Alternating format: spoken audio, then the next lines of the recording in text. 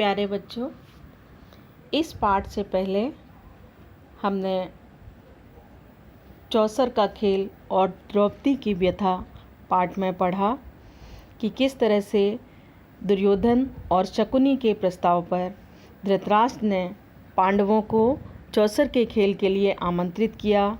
पहली बार शकुनी ने दुर्योधन की तरफ से खेलते हुए पांडवों को पूरी तरह से पराजित कर दिया। उनका धन संपत्ति राज्य पांचों भाइयों को हारने के बाद जब युधिष्ठिर ने द्रौपदी को भी दांव पर लगा दिया और उसको भी हार बैठे। दुर्योधन के कहने पर दुशासन ने द्रौपदी के बाल घसीटते हुए बुरी अवस्था में उसको सभा में लाकर अपमानित किया। उस समय भीम ने भयंकर प्रतिज्ञा की। उससे घबराकर धृतराष्ट्र ने सोचा कि आज जो कुछ भी हुआ अच्छा नहीं हुआ। उन्होंने पांडवों को उनका राज्य सब कुछ वापस करके युधिष्ठिर से कहा कि आज की घटना को भूल जाओ और फिर से पहले जैसे प्रेम से रहो। आप सोचो मत कि कुछ भी हुआ है। पांडवों ने भी पैर भाव को भुला देना उचित समझा, किंतु दुर्योधन जो हमेशा से ही ईर्ष्या की आग में जलता था वह नहीं माना और उसने अपने पिता को फिर से विवश किया कि पांडवों को एक बार फिर से चौसर के खेल के लिए आमंत्रित किया जाए। पांडव विवश थे, चूँकि राजवंश होने के कारण वे किसी भी खेल के निमंत्रण को अस्वीकार नहीं कर सकते थे। तो दूसरी बार जब पांडव आए, खेल प्रारंभ हुआ। शकुनी फिर से जीत गया, लेकिन इस बार शर्त थी कि जो भी हारेगा उसे 12 वर्ष का वनवास और 1 वर्ष का अज्ञातवास काटना होगा। यदि इस अवधि में उनका पता लग जाता है कि कहाँ हैं, तो उनको 12 वर्ष का फिर से वनवास मिलेगा। और शकुनी की योजनानुसार युधिष्ठिर पुनः हार जाते हैं, लेकिन इस बार सभी पांडव राजपाट को छोड़ करके वन के लिए चले जाते हैं। तो अब देखते हैं धृतराष्ट्र की चिंता पाठ 17।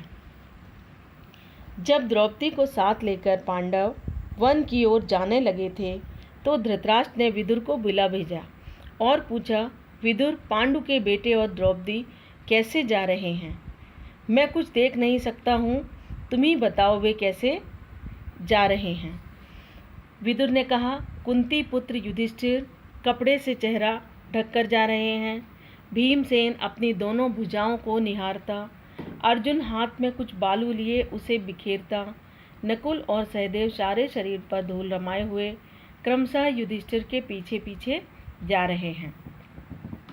द्रौपदी ने बिखरे हुए केसों से सारा मुख ढक लिया है और आंसू बहाती हुई युधिष्ठिर का अनुसरण कर रही है, यानी युधिष्ठिर के पीछे पीछे चल रही है। यह सुनकर धृतराष्ट्र की आशंका और चिंता पहले से भी अधिक प्रबल हो उठी। विदुर बार बार धृतराष्ट्र से आग्रह करते थे कि आप पांडवों के साथ संधि कर लें। विदुर अक्सर इसी भांति धृतराष्ट्र को उपदेश दिया करते थे। विदुर की बुद्धिमत्ता का धृतराष्ट्र पर भारी प्रभाव था, इसलिए शुरू शुरू में वह विदुर की बातें सुन लिया करते थे, परंतु बार बार विदुर की ऐसी ही बातें सुनते सुनते वह ऊब गए। एक दिन विदुर ने फिर वही बात छेड़ी तो धृतराष्ट्र झुंझलाकर बोले, विदुर, मुझे अब तुम्हारी सलाह की जरूरत नहीं है। अगर चाहो तो तुम भी पांडवों के पास चले जाओ। धृतराष्ट्र यह कहकर बड़े क्रोध के साथ विदुर के उत्तर की प्रतीक्षा किए बिना अंतःपुर में चले गए। विदुर ने मन में कहा, अब इस वंश का सर्वनाश निश्चित है। उन्होंने तुरंत अपना रथ जुतवाया और उस पर चढ़कर जंगल में उस ओर तेजी से चल पड़े जहां पांडव अपने वनवास का काल व्यतीत कर रहे थे।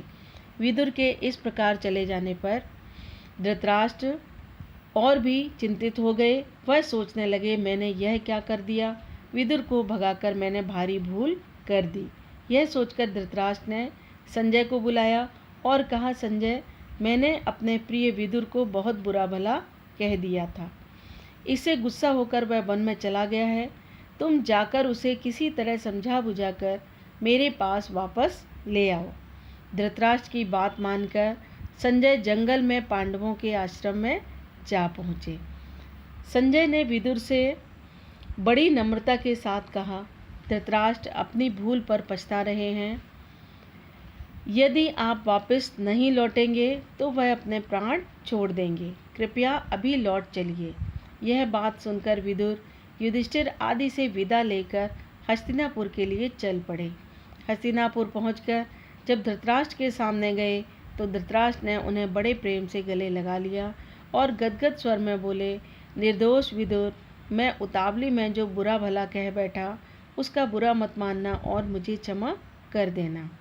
इसी तरह एक बार महर्षि मैत्रेय धृतराष्ट्र के दरबार में पधारे। राजा ने उनका समुचित आदर सत्कार करके प्रसन्न किया।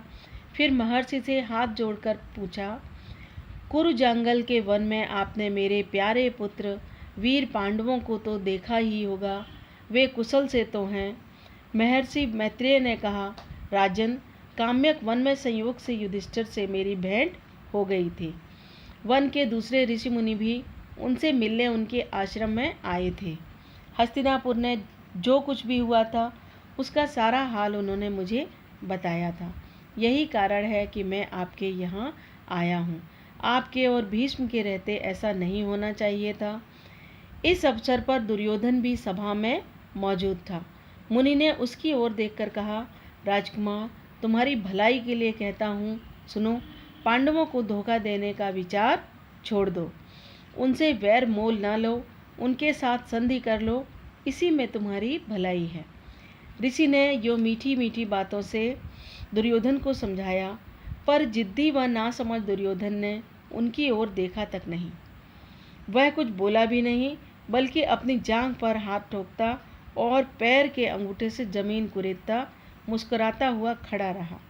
दुर्योधन की इस ढिठाई को देखकर महर्षि बड़े क्रोधित हुए और उन्होंने कहा, दुर्योधन, याद रखो, अपने घमंड का फल तुम अवश्य पाओगे।